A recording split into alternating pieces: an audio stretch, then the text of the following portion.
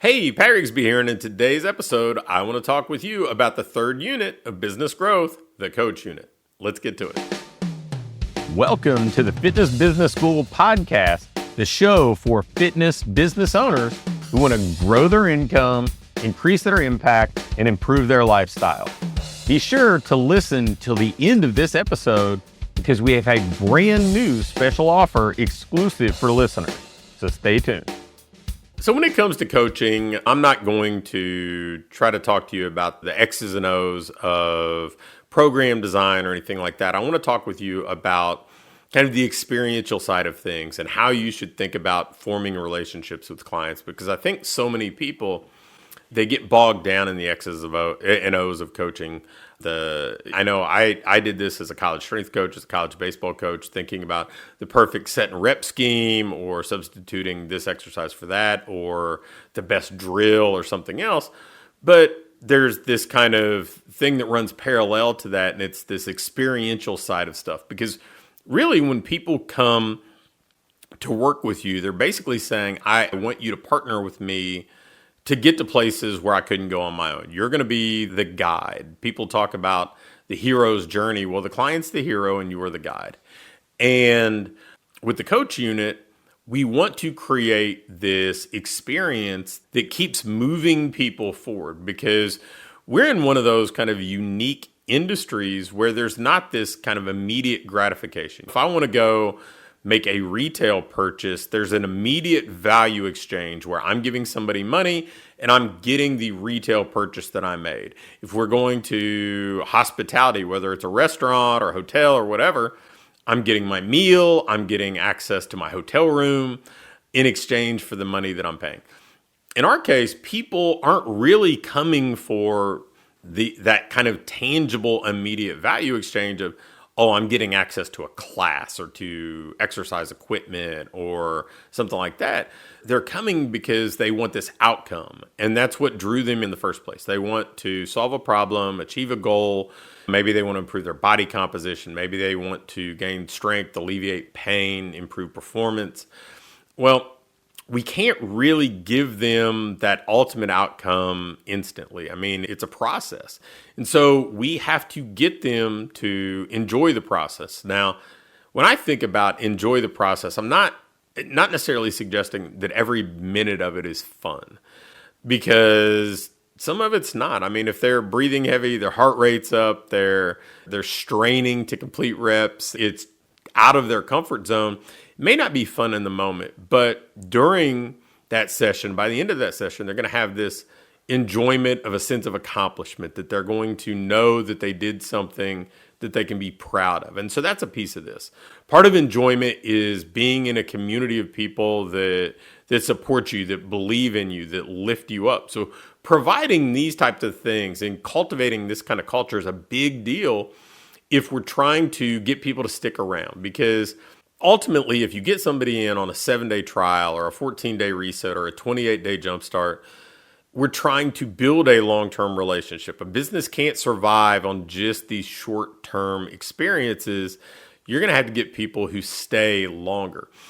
And there's kind of this double-sided kind of deal in our industry right now. Since I've been a business owner in our industry, the number of citizens in the U.S., or the percentage of citizens in the U.S., I guess, that belong to a gym has about doubled.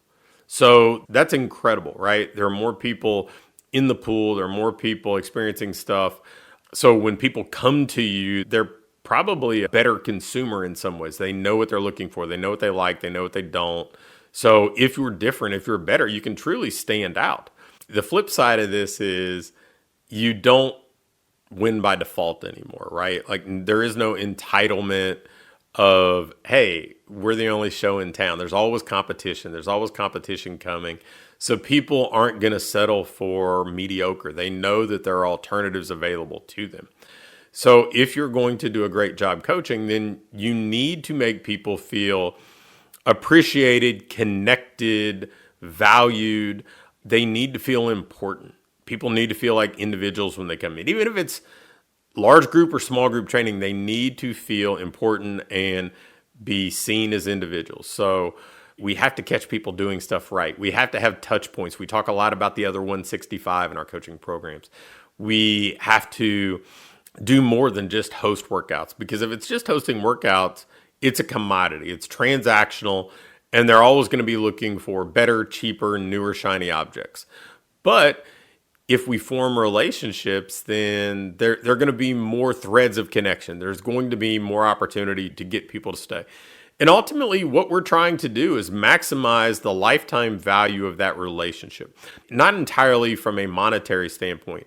The duration of that relationship, the impact of that relationship. So if they're investing with us, then we have to be giving them back a fair exchange and more in what they're getting out of it. They need to be getting results, but they also need to be getting a really positive experience. Ideally, we want it to be the best part of their day. We want it to be the springboard to them becoming a better version of them, and that kind of cascading into all the other areas of their life. And ultimately, if we do that and we do it with enough people, then we're going to have this army of advocates out there. They're going to be eager to refer. They're going to give us great reviews. They're going to help us really kind of spread the word about our business. So when I talk about the coach unit being part of business growth, this is what I mean. It's not, hey, the job is done, we closed the sale. No, that's just the beginning of the relationship. And that's how we multiply the people that we have. And more importantly, maybe multiply the right people that we have. So we attract more like-minded people who are going to be great fits for our culture, get great results, and love the experience that we provide. So that's the connect, convert, and coach units, your surefire way to business growth. Thanks for listening to this episode of the Fitness Business School. Before you go, I have a quick announcement.